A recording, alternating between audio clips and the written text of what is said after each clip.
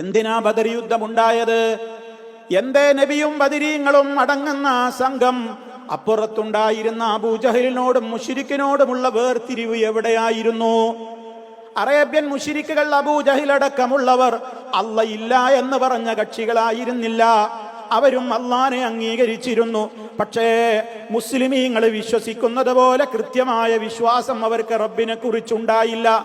എന്തായിരുന്നു നബിതങ്ങളും മുസ്ലിമീങ്ങളും അന്ന് വിശ്വസിച്ചത്? അല്ലാഹു റഹ്മാനാണ്, റഹീമാണ്, അവനിലേക്ക് അടുക്കാൻ ഒരാളും നമുക്ക് ആവശ്യമില്ല.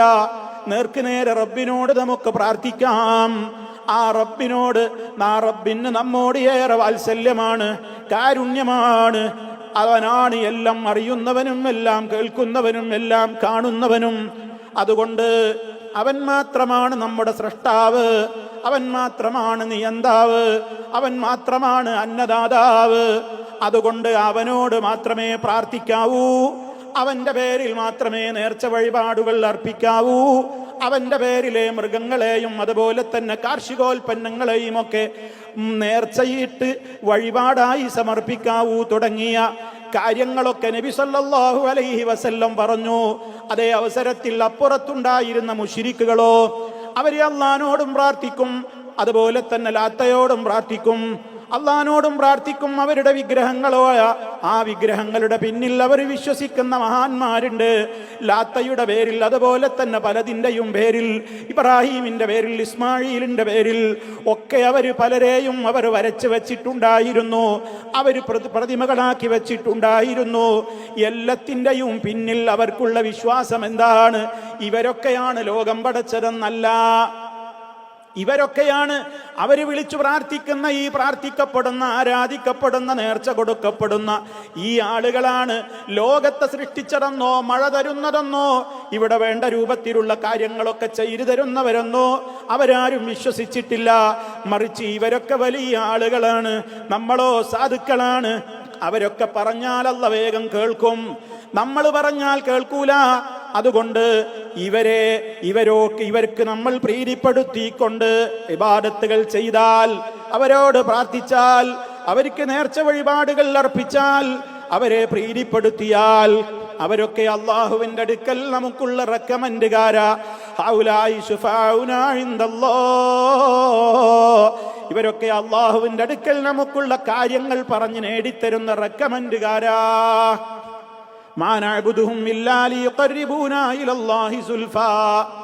ഞങ്ങളൊക്കെ ഇവർക്ക് ആരാധനകൾ കൊടുക്കുന്നത് ഇവര് ഞങ്ങളെ അല്ലാഹുവിലേക്ക് അടുപ്പിക്കാൻ വേണ്ടിയാണ്. അപ്പൊ വലിയ ശക്തി ആരാണ്? അല്ലാഹയാണ്. അല്ലാഹുവിലേക്ക് നമുക്കടുക്കാൻ പറ്റൂല, ഇവര് മുഖേന ഇവര് നമ്മളെ അടുപ്പിക്കും. ഇവര് അവിടെ കാര്യം പറഞ്ഞ് നമ്മളെ കാര്യങ്ങൾ സാധിപ്പിച്ചു തരും. ഈ വിശ്വാസപ്രകാരമാണ് അവർ പ്രാർത്ഥിച്ചത്. അവരോടാണ് ബദരീങ്ങൾ ഏറ്റുമുട്ടുന്നതെന്ന് മനസ്സിലാക്കണം. അവരോടാ ബദറിൽ ഏറ്റുമുട്ടുന്നത്, അവരോടാണ് ബദരീങ്ങൾ ഏറ്റുമുട്ടിയത്. അങ്ങനെയാണ് ആ യുദ്ധത്തിൽ 14ഓളം ആളുകൾ ഷഹീദുകളാകുന്നത്. അപ്പുറത്താവട്ടെ 70ഓളം ആളുകൾ കൊല്ലപ്പെടുന്നു, അത്രയും ആളുകൾ ബന്ധിതരാകുന്നു. ആ യുദ്ധം അങ്ങ് മുസ്ലിമീങ്ങൾ വിജയിക്കുന്നു. എന്തേ കാരണം? ആൾബലം കൊണ്ടല്ല, ആയുധബലം കൊണ്ടല്ല, അംഗസംഖ്യ കൊണ്ടല്ല, സമ്പത്തിന്റെ പെരുമ കൊണ്ടല്ല, മറിച്ച് അവരുയർത്തിപ്പിടിച്ച ലാ ഇലാഹ ഇല്ലല്ലാഹ് മുഹമ്മദുർ റസൂലുള്ളാഹ് എന്ന കൃത്യമായ തൗഹീദിന്റെ ആദർശത്തിന്റെ കൃത്യമായ നിലക്കുള്ള ആ ഒരു ബറക്കത്താണ് അവരുടെ വിജയത്തിന് കാരണമായത്. ഇത് നമ്മൾ മനസ്സിലാക്കണം. അതിനാ ബദർ ഉണ്ടായത്. ആ ബദരീങ്ങൾ അവര് ഇത്തരത്തിലുള്ള ആളുകളോട് പോരാടിക്കൊണ്ടാണ് ഷഹീദുകളായിട്ടുള്ളതെങ്കിൽ, അതിന്റെ പേരിലാണ് അവർക്ക് റബ്ബ് അത്യുന്നതമായ പദവി സ്വർഗത്തിൽ ഒരുക്കി വെച്ചിട്ടുള്ളതെങ്കിൽ, അവരോട് സ്നേഹിക്കുന്ന മുസ്ലിമീങ്ങളാണെങ്കിൽ എന്താണ് ചെയ്യേണ്ടത്? നാം അവരുടെ പാത പിന്തുടരുകയാണ് വേണ്ടത്. അവരുടെ പാത എന്തായിരുന്നു? ഈ നേരത്തെ പറഞ്ഞ പാതയാണ്. തൗഹീദിൽ നിന്ന് അവരൊരിക്കലും വ്യതിചലിച്ചിട്ടില്ല. നബി സല്ലല്ലാഹു അലൈഹി വസല്ലം അടക്കമുള്ള ബദറിൽ പങ്കെടുത്ത മുഴുവൻ ബദരീങ്ങളും ഒരു ബുദ്ധിമുട്ടന്റെ സന്ദർഭത്തിലും, ഒരു രോഗം വന്നപ്പോഴും, ഒരു ദാരിദ്ര്യം വന്നപ്പോഴും, ഒരു അപകടഘട്ടത്തിലും റബ്ബല്ലാത്ത മുൻകഴിഞ്ഞ നബിമാരെ വിളിച്ച് തേടിയിട്ടില്ല, നബിമാരോട് പ്രാർത്ഥിച്ചിട്ടില്ല, അല്ലാഹയല്ലാത്തവരെ വിളിച്ച് സഹായം തേടിയിട്ടില്ല. അവരുടെ ഹക്ക് കൊണ്ട് ജാഹ് കൊണ്ട് ബറക്കത്തിനാൽ ഞങ്ങളെ കാക്കണേ എന്ന് പറഞ്ഞിട്ടില്ല.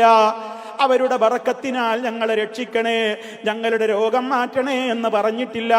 മറിച്ച് അവരുടെ മുഴുവൻ പ്രാർത്ഥനകളും എന്തായിരുന്നു? ബദറിന്റെ തലേ ദിവസം ബദരീങ്ങളുടെ നേതാവ് നബി സല്ലല്ലാഹു അലൈഹി വസല്ലമ അല്ലാഹുമ്മ ആതിനാ മാ വഅദ്തനാ, അല്ലാഹുവേ നാളെ യുദ്ധം നടക്കാൻ പോവുകയാണ്, ഈ കൊച്ചു സംഘത്തിന് നീ കരാറ് ചെയ്തിട്ടുള്ള കരാറ്, ആ വിജയം നീ നടപ്പിലാക്കണേ. അൻജിസിലി മാ വഅദ്തനീ, എന്നോട് നൽകിയ കരാറ് നീ പൂർത്തീകരിച്ചു തരണേ അല്ലാ.